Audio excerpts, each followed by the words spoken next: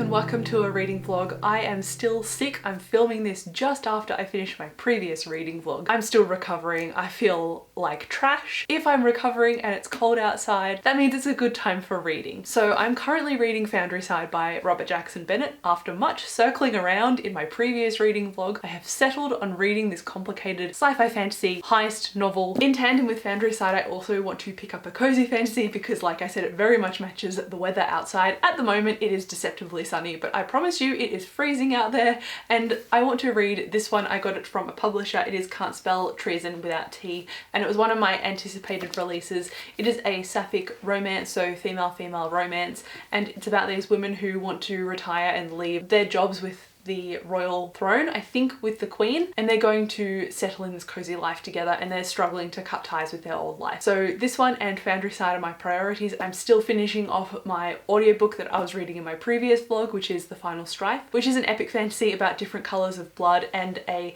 rebellion that got quashed a long time ago. I'm enjoying all of my current reads right now, so Foundryside and The Final Strife. I think I'm going to enjoy this one as well, but most of my reading has been at an okay level, and I just want to find a new obsession. Like, I want to obsess with something. So it'll either be this or it won't be this, and it will be something else. I don't know, but that is why I'm starting this reading vlog, so you can follow this journey along with me. You know what's great? Finishing a book that you've been reading for over a month. You guessed it, I finished Foundryside. I'm so excited that I finished this, and like I thought, it's giving me more momentum to start other things now. I feel like I'm freed up. I talked about my thoughts on this in my April wrap up, so I'll link that if you want to check it out. One thing I did forget to mention was that this had a sapphic romance in it, so female-female romance, but if you're picking this up just for that sapphic element, I'd probably say don't worry about it because it's kind of a waste of your time to do it if you're just interested in that particular thing. I gave this 3 stars if you're interested in my rating, but moving on from this book, I have started the audiobook for Play of Shadows by Sebastian de Castell, and thank the stars I am enjoying this one because I was so afraid. I think it also has something to do with Joe Jameson because he is an audiobook reading god. I just love his stuff. So the fact that he is doing this and I'm listening to it on audiobook is really helping, but I mean, I like the main character as well. I'm still early into it, so I can't give you an overview of a synopsis yet because things are still kind of unraveling to, I guess, lay the playing field. This is going to be the first book in a series as well, so I think it's doing a lot of groundwork at the moment, but it's groundwork that I'm enjoying and I'm keen to listen to more of it. I think I've read like 22% so far, and it's an 18-hour audiobook, so I've done pretty well. In addition to Play of Shadows, I have a physical book that I am reading as well, and that is Can't Spell Treason Without T. I am so happy that I finally picked up this cozy fantasy book. I'm hoping that this becomes a 4, and I'm hoping that Play of Shadows becomes a 4. If they become a 3, they become a 3, but I'm just wanting some good books. You know what I mean? Do you want to know something cool? It is the 1st of May. That's not the cool thing. The cool thing is that I have just finished a book, and a few days ago I also finished this book as well. So they're not featured in my April wrap up because I filmed that before I finished these. So I figured I would talk about them in this vlog because I need to wrap them up somehow, right? So this one is a cozy fantasy following Rhaena and Kianth, and both of them have major responsibilities that are linked to their world's politics. So Kianth is the Mage of Ages. She's inherited this blessing of power, and she does political intrigue almost based on what the Magicary or the Stone of Seeing requires of her. So she quells any magical disruptions. Also in this is Rhaena, and she is a Queen's Guard, although at the beginning of the book you can see that even though she is a trained guard and killer, she is very unhappy with her line of work because she's protecting Queen Tulane, who is basically a sociopath, and therefore Rhaena is like,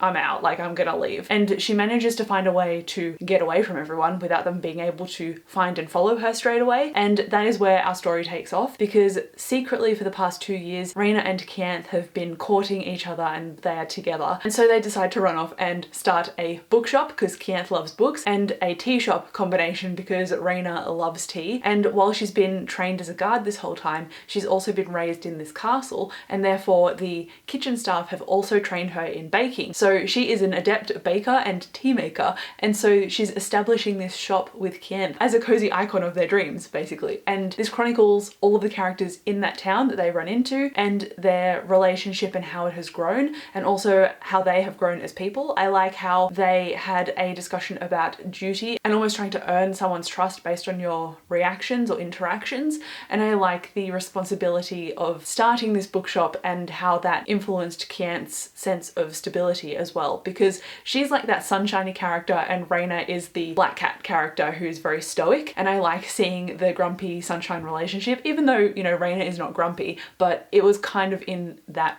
realm. I ended up giving this a 4 stars, and I think I could lower it to a 3, honestly, just because of the plot and the way the different mechanisms unfolded. To be fair, the ending was quite cleverly wrapped up and it was convincing, so that's why I'm like, I see no problem with leaving it on a 4. It was exactly what I needed. I needed something cozy, something easy to read. It was very readable and the text was large, chapters were short. It was great, so I would highly recommend this, and I actually got sent this for free from a publisher, and I'm so happy to say that I loved it, because sometimes when I get books from a publisher and then I don't like it, I feel very conflicted about saying I didn't like this one, but this one I am very happy about and I actively would recommend this. I'd love to feature this in a future cozy fantasy recommendations video, but I haven't quite got that far yet. I think I need to read more in that genre before I put a new video recommendation list together, but if you haven't started this yet, I would recommend giving it a try. And then the other cool thing is the fact that I finished a book today, and that is Play of Shadows by Sebastian de Castell, and I gave this one a 3 stars, but it was enjoyable. It just wasn't as convincing to me in terms of how the plot was unfolding. So we're following Damalus Shadowmountain, and he is about mid-20s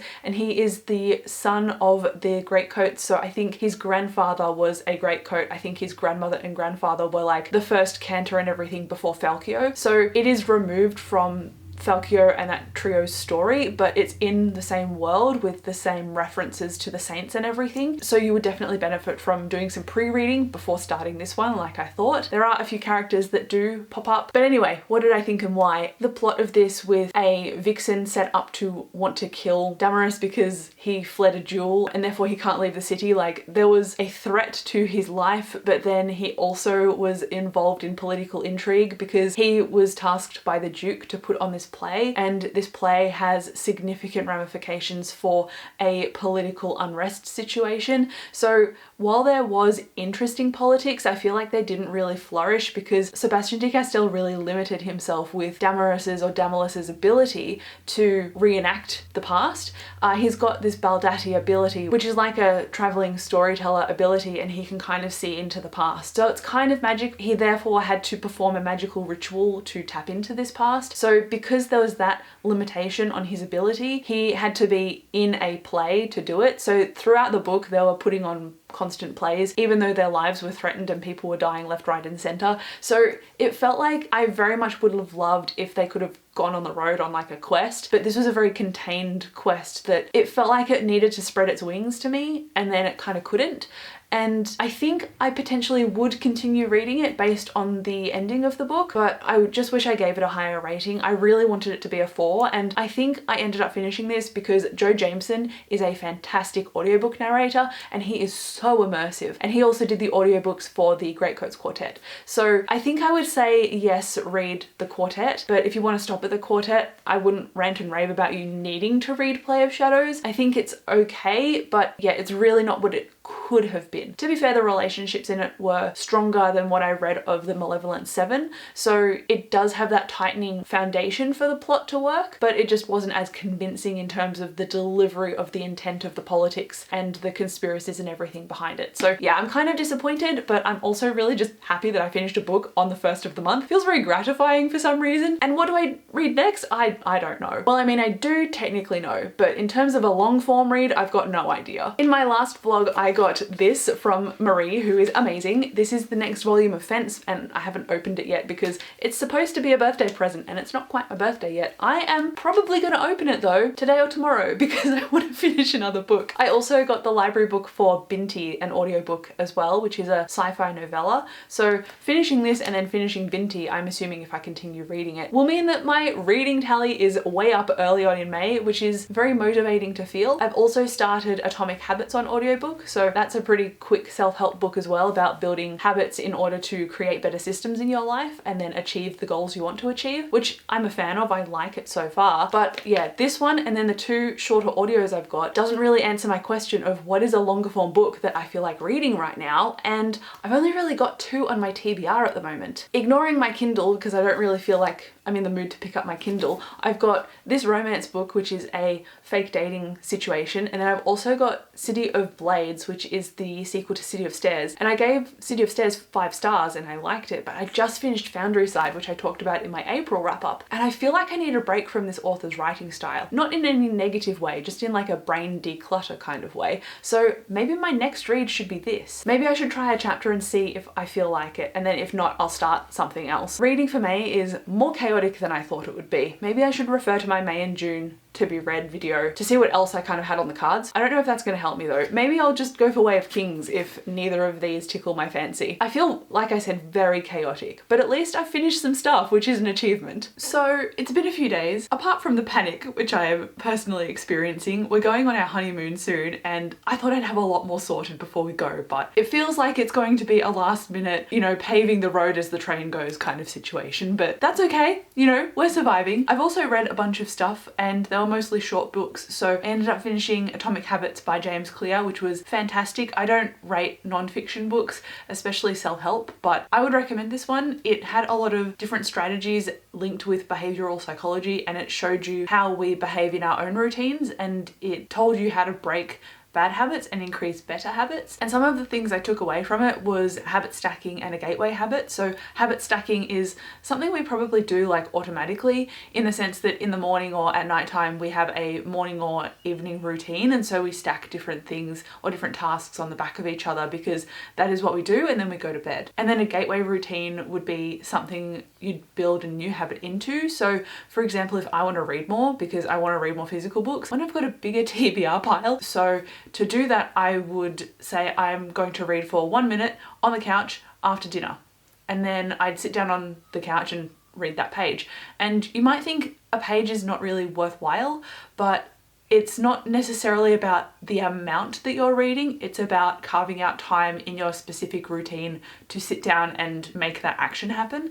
And then after that action is, you know, automatic, that's when you start building on it and reading more and more and more. And I quite liked that about the book. I am recommending it to everybody that I talk to lately. It has just really hit me, I think, and I really can't wait to put stuff into practice. But then after I finished that audiobook, I then borrowed Binti, and this is a sci-fi novella, and my library annoyingly only has this one. It doesn't have the other two. So I'm like, I want to read more about this. I gave it like a 3.5 to 4 stars. I think it's 3.5 upon reflection.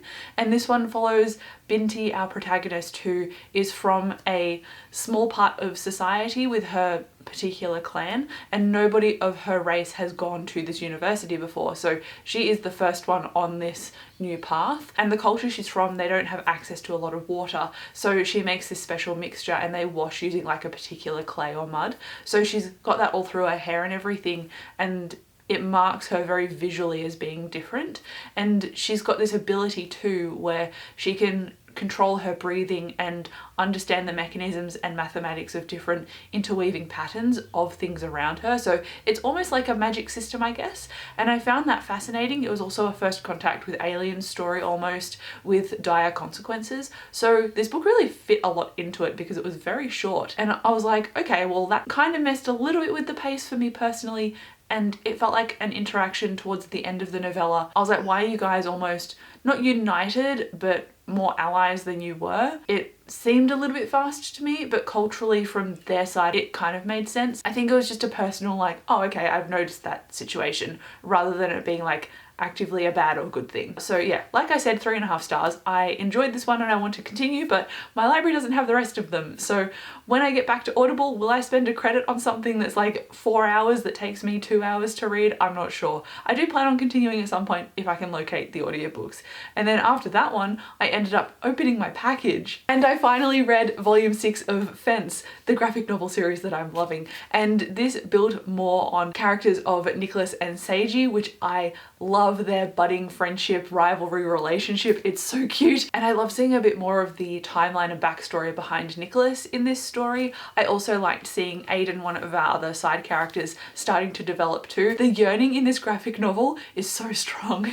And that's why I think I love it, because I love a good slow burn yearning story. To be fair, they kill me because I want the characters to get together, but I still love the yearning, you know? So I gave this one a 4 stars. And then to close out and finish up this vlog, I am proud to say that I've finally started something that has been on my to be read pile since Christmas, and that is The Fragile Threads of Power by V.E. Schwab. I borrowed the audiobook from Libby and I've been listening to it on my commutes to and from work, and therefore I am 46% into it. And I want to say that a lot of the things I felt about the trilogy is now impacting this book. I thought it would mostly primarily follow 2 or 3 new characters, and those new characters are introduced, to be fair, but there are also characters from the previous books, and I won't say their names just in case of, you know, spoiler territory and stuff. But I found some characters just rubbed me the wrong way in the trilogy, and there was lacking emotional connection between a lot of them that I felt personally. There wasn't chemistry that I felt personally, and those are a lot of the same gripes I'm feeling with this book. And I thought, okay, well, at the moment it's probably sitting at around a 3 stars, and if it gets any worse in terms of the characters and the focus of this book, I'm probably going to put it down. But so far it's coasting a 3. I can deal with it for now, and I like the new realms this magic and this universe is going to. So I think I'll continue for now, but it depends. If I get too frustrated, I'll put it down. So at some point in the future, I will update you about this. I would love to do a separate review of spoilers and everything, so I can be very specific about the things I like and dislike. So yes, this will be discussed in future. I'm proud anyway that I'm reading it. And then what will I read while I am traveling? I've borrowed all of Rick Riordan's Olympus series, like the Blood of Olympus and, you know, that series. So it's after the Percy Jackson books. So I'll listen to those, I hope. And then I've also got Dragon Rider, which I borrowed on audiobook as well, which came out on the 1st of May. So I didn't get that from a publisher. I did request it, but you don't get everything you request. Physically, I don't think I'm going to read anything else. I did suggest that I might read that romance book or City of Blades, but I've got both of them as ebooks as well, and I'm bringing my Kindle. So if the mood strikes, I will pick those up while I am also probably waiting at an airport or a train station or something. So that is my pretty much like stress chaotic vibe of what I'm reading, what I might pick up next, and hopefully everything works itself out. But let me know what you're currently reading. Let me know what your reading plans are. I would love to know. Thank you so much for watching this video. I'll come chat to you down below in the comments, and I'll see you in my next video. Bye.